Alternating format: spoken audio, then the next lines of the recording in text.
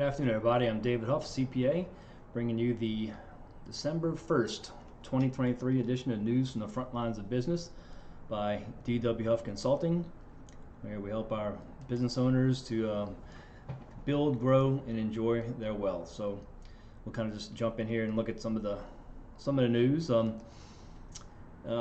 guess as we get into the final month of the year here, we want to just kind of reiterate the fact that December 31st is really kind of game over as far as planning goes. So really this month we're going to be really looking to expand, kind of kick it into high gear with the planning, end of year spending, and any strategies that we're going to implement. Because once you get past December 31st, a lot of those things are off the table.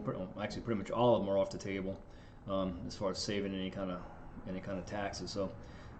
April 15th is the deadline everybody thinks about, but that's really, I guess, more of a scorecard that determines how you did back in December. So be on the lookout for that. And if you have questions, and we definitely want to take a look at withholding at this point in the year, as well as estimated payments, and just kind of make sure there isn't any fluctuation or changes compared to last year that would have made those numbers too low, where you can have a large liability done when we do the taxes. So look at your pay stub, compare it to last year, and that's the obvious starting point.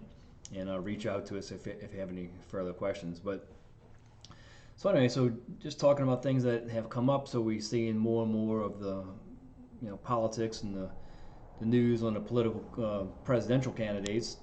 So my friends over at Tax Foundation have recently posted a little comparison on various rates and kind of what the candidates have in mind. So to start off, we look at business taxes here, and we see Joe Biden. His proposal, very taxpayer unfriendly in my opinion.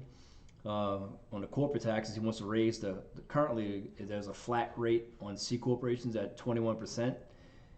He wants to raise that to 28%, as well as impose a couple other taxes on there for he calls it anti-abuse, but it's more, I guess, targeted towards companies that operate on overseas and other places besides strictly operating in the U.S. And also raises some taxes on the fossil fuel industry. So very, it seems like they're going all in on kind of hurting the oil industry as much as they can, and pushing everything into the electric vehicles. And that most of his tax policy proposals seem to support that. So so most people I think wouldn't like that. Donald Trump, despite whatever issues he's having now, he wants to not only leave the corporate income tax rate as it is, but lower it down to 15%.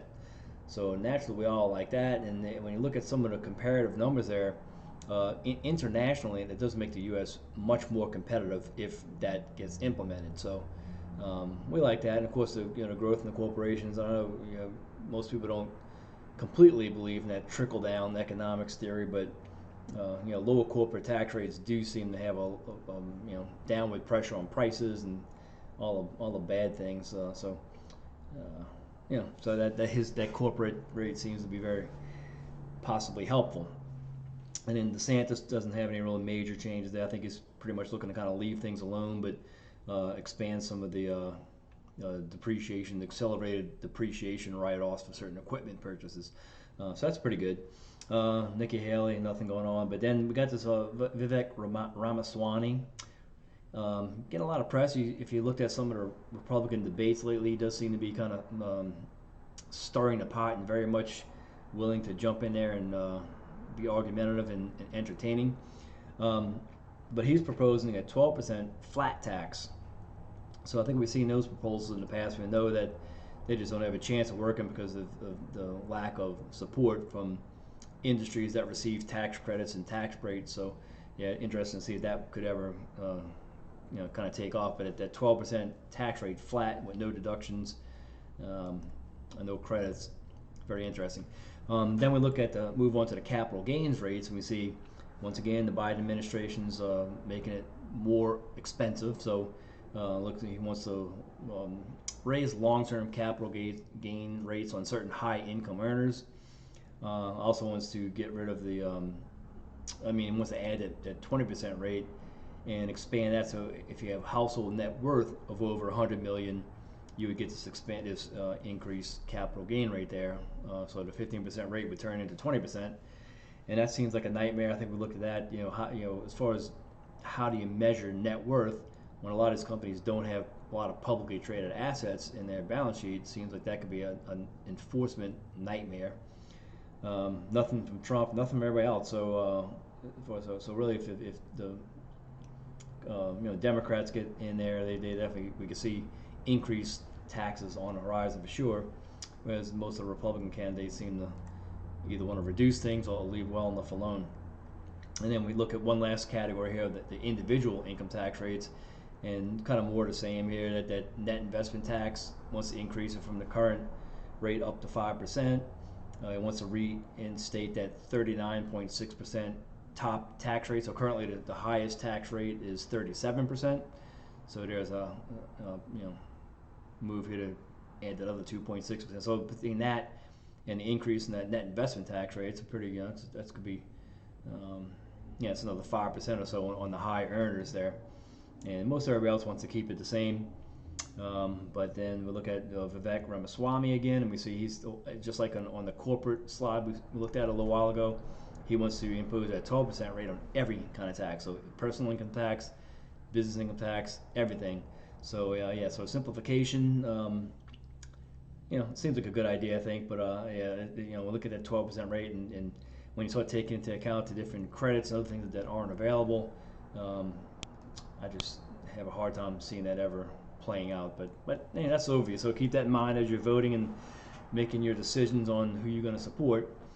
Because as we see, pretty much across the board, Democrats are going to be increasing it. Republicans are going to be Democrats are going to be increasing rates, while the Republican side is going to want to decrease things in various forms. So let that factor into your decision making. All right. So and also we had another discussion backing up to the financial planning side of things, and we looked at when playing it safe can actually hurt your finances. So the discussion that brought this to my attention was a guy worked at a job, had a big company, a big 401k plan. It was pretty good. He contributed anywhere between $15,000 and $20,000 or so dollars a year into his account over the last 21 years. All right, so that worked out to, when we looked at his contributions, he had a little bit over $300,000 contributed. And that amount had grown to just under $600,000. So over the course of those 21 years, this investment, compounded obviously, and he contributed more to it, but it had not quite doubled. And the reason why is because he just didn't really have a comfort level with the stock market. So he always stuck with the guaranteed rate investments that were always, single digit type things, and kind of paid the price. Because when we look at inflation rates, well, it gets back up a second. So look at the cost of an advisor fee. So we look at the average cost of financial advice. So, 0.5% all the way to 1% on the regular asset-based charges, hourly fees. So it would have costed some money to get some advice. But we know that when you go to an advisor and they put a plan in place, it's going to stay ahead of inflation. So once again, we look at our inflation chart here historically. Most years it's below 4%, but I think when they average it out, it ends up being pretty close to 4% when you take into consideration some of these hyperinflation years, right? So in most typical investment portfolios, even the worst ones that you see after accounting for 401k fees and everything, always seem to be north of 8% when they manage properly with a heavy exposure to equities. So in this particular person's quest to not lose money and not see any volatility, he probably cost himself another $300,000. So over that same period of time, based on the high contributions that he contributed, that he was put in every year, he cost. So that I guess fear of the market and aversion to seeing any kind of fluctuation in values cost this guy $300,000. So when we look at every scenario here with the financial planning costs at the 1% or different hourly rates that are available, there is none of those scenarios where that would have cost him $300,000. So I guess the penny wise, pound foolish thought comes to mind there. So yeah, so be smart about it. Get help. Because I think particularly if you're not knowledgeable about the stock market, how things work, I think you could definitely find yourself making bad decisions like this guy did, and that can really cost you a lot of money down the line. Uh, the cost of financial advice and the cost of I guess enduring a little bit of volatility in portfolio, that cost is way higher, way higher than anything you spend on getting some advice and some guidance. So can't stress that enough. Do look at the long term. Also, emergency funds discussion. So another discussion I had this week. So putting money in the bank, and we know the passbook account balances are historically 2-ish%, so it's a very low rate there. And we saw how inflation is usually higher than that. So my thought there is always have a little bit of money in the bank, obviously, to handle your big problems, but monitor your own personal credit scores and your availability of credit lines even closer, because with time, as you're earning and you're paying things off, if you're managing your credit score and doing a good job with your personal finances, you can increase credit lines pretty easily and have cash available to get yourself out of short-term jams.